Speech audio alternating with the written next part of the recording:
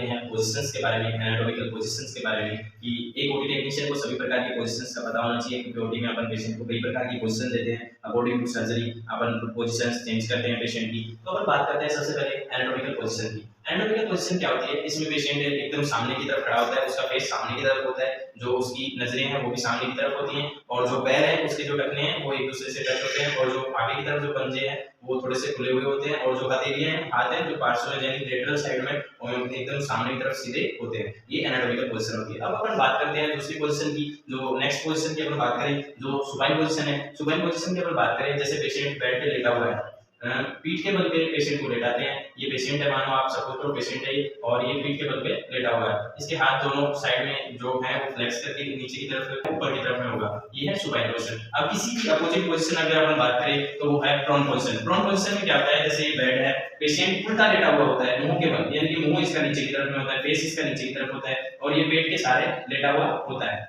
इसके बाद अपन नेक्स्ट अगर क्वेश्चन की बात करें, जो राइट लेटरल रिकम्बेंट और साइड लाइन क्वेश्चन आरएलआर के नाम से इसको जानते हैं, ये क्वेश्चन होती है कि राइट साइड में करवट लेकर हाथ को जो है वो कान की तरफ फ्लेक्स करके और पेशेंट बेड पर करवट लेकर लेटा रहता है, यानी कि राइट साइड में वो करवट लेता है। इसके बाद अपन बात करें इसी की तरह एक और क्वेश्चन है लेफ्ट लेटरल रिकम्बेंट क्वेश्चन, जिसका नाम एलएलआर के नाम से भी अपन इसको बोलते हैं, शॉर्ट फॉर्म में एलएलआर बोलेगा डॉक्टर आपको। अगर ओटी में किसी पेशेंट को क्वेश्चन दिलानी होगी तो बोलेगा डायरेक्ट आरएलआर या फिर एलएलआर, तो आपको तुरंत समझना है कि राइट लेटरल रिकम्बेंट या फिर लेफ्ट लेटरल रिकम्बेंट के बारे में बात कर रहे हैं। अब अपन बात करते हैं जो लेफ्ट लेटरल रिकम्बेंट है, उसमें अपन बात करेंगे कि लेफ्ट साइड में करवट लेके पेशेंट सोता है, हाथ को अपने कान की तरफ फ्लेक्स करके मोड़ के पेशेंट सोता है बेड पे। बात करते हैं नेक्स्ट पोजीशन फाउलर पोजीशन की। फाउलर पोजीशन में पेशेंट को 30 डिग्री पर बेड के साथ सटा कर लेटाया जाता है, जो उसका अपर जो ट्रंक पार्ट होता है उसको ऊपर की तरफ रखते हैं, और जो सेमी फाउलर पोजीशन है उसमें भी 45 डिग्री पर पेशेंट को रखते हैं। ये दोनों पोजीशन लगभग फीडिंग कराने में यानी कि पेशेंट को कुछ खाने पिलाने में भी यूज की जाती है,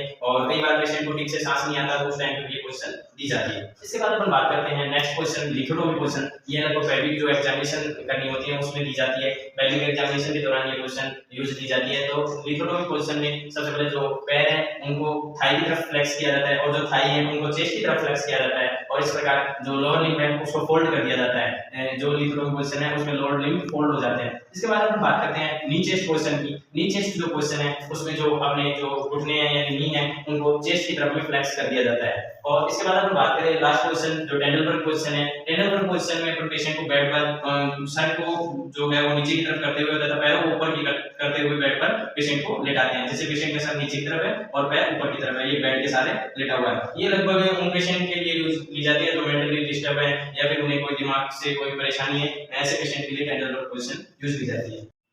अब अपन बात करते हैं जो डायरेक्शंस और प्लेन्स के बारे में। एनाटॉमी में डायरेक्शंस और प्लेन्स क्या क्या होती हैं उनके बारे में अपन डिस्कशन करते हैं। ये अपना देखो कैसे स्माइल कर रहा है मुझे। अब अपन बात करते हैं सबसे पहले इसमें जो कोरोनल प्लेन की अपन बात करें। कोरोनल प्लेन जो होता है वो आगे और पीछे दो पार्ट में डिवाइड करता है। जैसे ये आगे का पार्ट जो आपको सामने की तरफ दिखाई दे रहा है इसको एंटीरियर पार्ट कहा जाएगा, और जो पीछे की तरफ जो इसका पार्ट है जो अपने को सामने से दिखाई नहीं दे रहा वो पार्ट पोस्टीरियर पार्ट कहलाएगा। ये कोरोनल प्लेन के द्वारा डिवाइड किया जाता है। इसके बाद अपन बात करते हैं इसी में ट्रांसवर्सेज हॉरिजॉन्टल प्लेन की अपन बात करें, यानी कि ट्रांसवर्सेज या फिर हॉरिजॉन्टल प्लेन जो होता है वो इसको दो भागों में बीचों बीच से बांटता है। जो ऊपर का जो पार्ट होता है उसको सुपीरियर पार्ट बोलते हैं, और जो नीचे का जो पार्ट है जो मिड लाइन से जो नीचे का जो पार्ट अपने को दिखाई दे रहा है इसको इंफीरियर डायरेक्शन बोलेंगे। इसके बाद हम बात करते हैं सैजिटल प्लेन की। जो सैजिटल प्लेन होता है वो भी दो प्रकार का होता है, एक तो सैजिटल और एक मिड सैजिटल। सैजिटल के अगर अपन बात करें तो बीचों बीच से पूरा का पूरा दो भाग में इसको डिवाइड कर देगा। जैसे ये जो एक पार्ट जैसे अपन बात करें आंख का, तो ये राइट साइड और लेफ्ट साइड दोनों साइड में होगा, तो राइट एंड लेफ्ट साइड में सैजिटल प्लेन पूरी बॉडी को डिवाइड कर देता है। इसके बाद अगर अपन बात करें मिड सैजिटल की, मिड सैजिटल जो होता है वो बॉडी को चेस्ट पार्ट से और जो पेल्विक एरिया है इसके बीच में राइट और लेफ्ट पार्ट में डिवाइड करता है।